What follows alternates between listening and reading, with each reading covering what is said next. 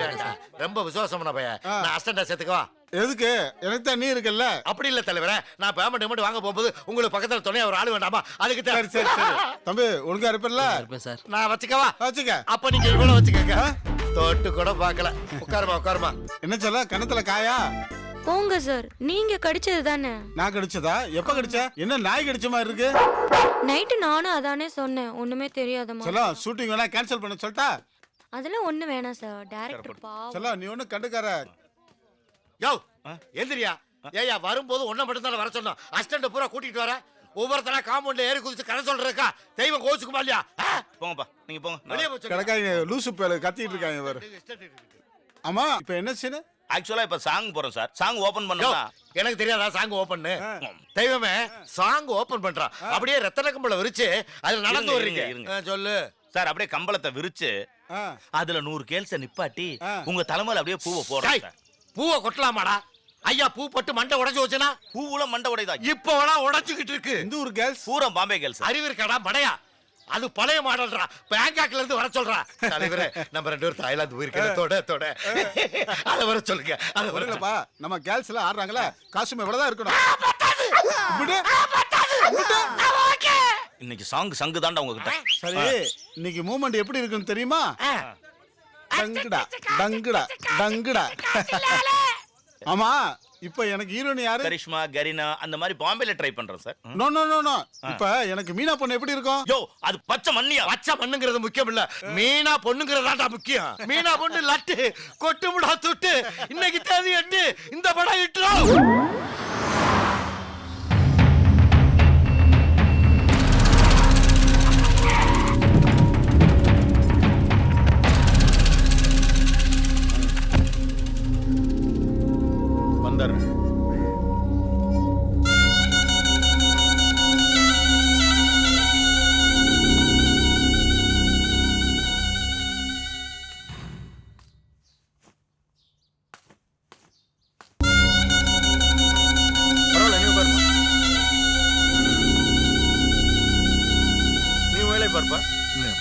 பெரியவங்க இவ்வளவு தூரம் தேவைன்னா தேடி வந்தானமா அவனும். இதுல பெரியவங்க என்ன சின்னவங்க என்ன?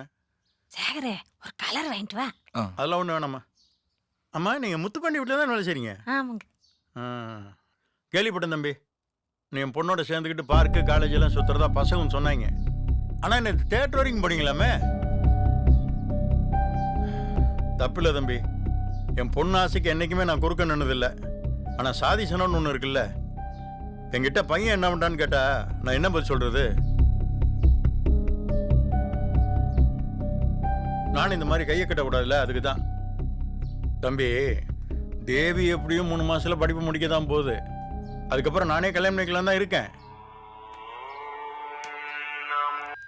ஹலோ நான் கூப்பிட்றேன்.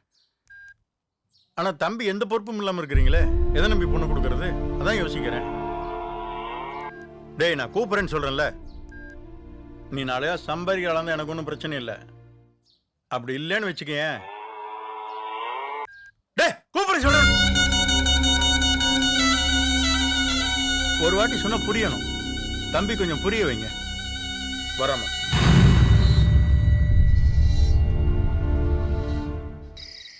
வேற எதுவும் சொல்லுவானே? ஏய் இன்னொரு கோட்டை கொண்டு வா.